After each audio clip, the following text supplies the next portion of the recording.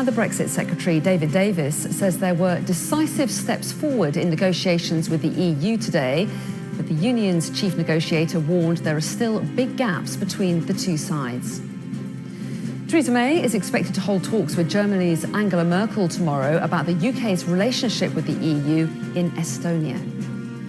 And the cricket star Ben Stokes has been dropped from the England team until further notice after video emerged of him allegedly involved in a street fight.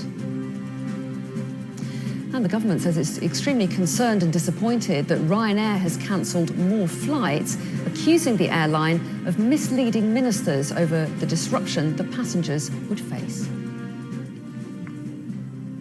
Hello there, you're watching the press preview. Our first look at what's on the front pages as they arrive. Over the next half an hour, we're going to be seeing what's making the headlines with the Observer's chief leader writer, Sonia Sodha, and the editor of Westmonster.com, Michael Heaver. So a very good evening to both of you. So let's take a look then at what's on the front pages. And the Star reports on the English cricketer Ben Stokes, who has been embroiled in another scandal after the release of a new video. And it's the same story for The Sun, which says the cricket star faces new shame after being suspended following another video of an incident at a Bristol nightclub. The Express leads with new money being handed to police investigating the disappearance of Madeleine McCann, with her parents welcoming extra time for the inquiry. One last chance. The Mirror has the same lead, with the cash dependent on finding fresh leads from the police search. The Telegraph says the Prime Minister's welfare reforms have been thrown into chaos after 12 Conservative MPs demand a pause in the rollout of universal credit. Thousands of women with breast cancer are dying unnecessarily because of a dereliction of duty by ministers, according to a new report, and that's the lead on the Daily Mail. Nearly 8 in 10 young women view sexual harassment as being part of a normal night out. That's according to a survey reported by the Metro. The Guardian leads with an investigation into supermarket chicken, which involves the tampering of sell-by dates on labels. And on the front of the Times, the London Mayor is set to announce a ban on wood burning to cut emissions in the capital. So loads of different stories there to get to grips with Sonia Sodha and Michael Heaver. There really are quite a range, aren't there? And in fact, you've chosen to turn inside the newspapers to kick off with tonight. And this is the latest on the negotiations between David Davis and Michel Barnier. The Sun's headline there, away you go, EU go. I don't think I said that right, did I? Ruined their joke. Yeah, what's their take on it then? So we're at an really critical stage of the negotiations with the EU. Another round of talks has just happened this week. They're happening every month. And we are still not yet at the stage where we're talking about what the shape of the final trade deal that Britain might have with the EU. And that's because there are 3 issues that the EU, which is really calling all the shots on this, because the clock is ticking with Article 50. The EU has said there are 3 big issues that we need to get agreement on, make sufficient progress on before we can go on to talk about the final shape of the trade deal. And we haven't seen very much detail at all from the government on those 3 issues. So on the rights of EU citizens living in the UK, we had an extraordinary statement by the CBI and TUC, a joint statement by trade unions and business today, saying the government hasn't provided. Which is quite unusual in itself. It's very unusual. Speak with one voice. Very unusual. And then the really big question, which you've had so little detail from the government on, which I think is shocking, is the nature of the Irish border. And the problem for the government is that the Good Friday Agreement is really predicated on there being no hard border between the Republic of Ireland and Northern Ireland. And there being no hard border is predicated on Northern Ireland and the UK being in the single market and the customs union. So that is a conundrum that's very, very difficult to solve. How do you leave the EU, leave the single market and the customs union, which the Prime Minister has indicated she wants to be the final sort of goal for the UK, without jeopardising the Good Friday Agreement? And that issue in particular is one of the reasons that the government says that they should be carrying out their talks about the future trade relationship between the EU and Britain at the same time as talking about these 3 issues, because they say that talking about the issue of Northern Ireland, it's very difficult to deal with one issue without dealing with the other. Yeah, as they say, nothing is agreed until everything's agreed. I think this is very, very interesting how the Sun have got quite a positive view on negotiations. Away you go, transition phase okay, trade talks on way. They seem to be quite optimistic, I think, having been in Brussels, that things are now advancing. After that Theresa May speech, of course, that speech criticised from some quarters as going too far, being too much of a patsy speech in terms of giving concessions to Brussels. The transition period as well, they're now saying that's going to be agreed by Brussels. But very, very interesting, Michel Barnier, another thing he said today was that sufficient progress could still take weeks or months. Now, bearing in mind the entire Article 50 process is only 2 years long, if it's months and months and months still until they start even talking about trade, you wonder really if there's going to be a deal. Well, that's right. But you did hint there that the mood music from Michel Barnier did appear to be a little bit warmer. He did concede that some progress had been made, certainly more than in the past. He suggested that the tone of Theresa May's speech had made a difference. Yes, I think that's right, because I think if you look at the policy papers that the government put out on the 3 big questions over the summer, Northern Ireland, rights of EU citizens, there was an incredible lack of detail there. To some extent, there is still a real lack of detail, but at least it was couched within warmer language in the Prime Minister's Florence speech.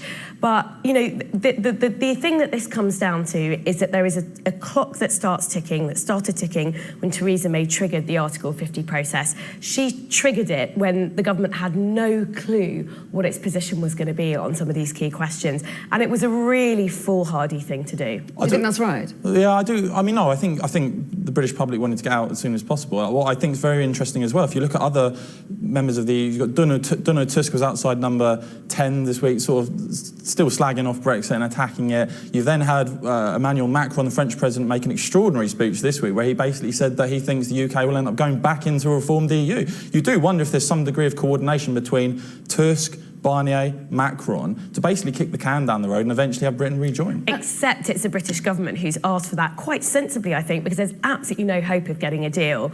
Realistically, it would have to be reached by this time next year because it needs to be ratified by the UK Parliament and the European Parliament.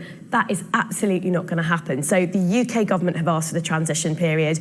It sounds like the EU, thankfully, will grant it. It was absolutely the right thing to do. And we'll move on to another subject in just a moment. But in the meantime, very quickly, Michael, what's your take on this joint appeal by the TUC and the CBI to make some decision on the rights of EU citizens here in the UK and UK citizens in the EU? They're talking about human poker being played with people's lives. Do you agree with that? The government needs to be clearer about its plan on this. Yeah, absolutely. I think it's a disgrace. I think, look, no one on the Leave campaign at any point was saying we want to kick people out that came here legally, that have a right to be here. What I do think sometimes gets missed that actually the British government have tried to raise this with the EU, and it's actually been people in Brussels who refused to guarantee the rights of UK citizens in the EU as well. So this worked both ways, but I think they need to, you know, this is people's lives on the line. It's where they're living, it's their lives. They need to get their heads together. But it plays into the deeper question here. Is there going to be a deal? Are the EU even serious about doing a deal? Or is this all just a big show to kick the can down the road and eventually have the UK rejoin? OK, lots of questions which we haven't got time to answer now and don't know the answers to. Let's move on to the Express, shall we? And the rumblings over Ryanair continue. So it's just extraordinary, this story. So Ryanair, having already cancelled flights that affect 400,000 passengers, it says, you know, due to scheduling errors and holiday errors with its pilots, has now announced that it's cancelling even more flights, affecting another 400,000 passengers. I think it's really trashing its own brand. Obviously, people fly Ryanair because it's cheap, but when it gets to the stage where when you're booking the flight, you're sort of thinking, well, can I book a hotel? Because Ryanair might be cancelling this flight in 6 months' time. I think it's really, really problematic for the carrier. Well, yes, and it's a hugely successful airline, isn't it? And as Sonia was hinting there, a lot of people might just think, well, if it's the cheapest option, I still will go ahead with it. But it's taking a lot of flack, isn't it? It's had a real ticking off from the CAA today. We've also had the government weighing in as well, suggesting that it hasn't been straightforward with ministers about the impact that these cancellations would have on passengers. So it's really on the back foot here. Yeah, I mean, Ryanair are getting a shellacking, but when you look at some of this stuff, it's richly deserved. I mean, the chief exec of the Civil Aviation Authority, his main bone of contention is he's saying that they've not been telling passengers they can reroute with other airlines. Which is so naughty. This is consumers' rights. I mean, that is bang out of order. I mean, is it even legal? You know, Ryanair are getting a bad time from it. However, what I would say on the counter side of, I doubt it's going to be the end of them, because actually, in my experience, if you want a cheap flight and you want to go somewhere, often they are the best option and will remain so, I expect. Well, yes, and the CAA are saying they would take Ryanair to court if they don't act on it. There's a deadline of 5 o'clock tomorrow afternoon. I think Ryanair's got to make sure that's entirely clear to its passengers on its website in the meantime. Let's move on to a story that I think features on the front of the Telegraph, and that is their main story: universal credit thrown into chaos. Talk us through this. So this is a really significant story. So 12 backbench MPs have written to the Secretary of State for Work and Pensions saying that they want the rollout of universal credit to be paused. Now, universal credit is a big flagship reform of the government's, started under David Cameron and George Osborne, very enthusiastically embraced by Theresa May. There are two big problems with it. So what the benefit is designed to do is to roll up 6 existing benefits and make the whole system simpler. But the two problems... And does that make it cheaper to run? Is that the idea? Well, that's the idea, but the two big problems with it are, first of all, people have to wait for up to 6 weeks for their first payment after they've lost their jobs.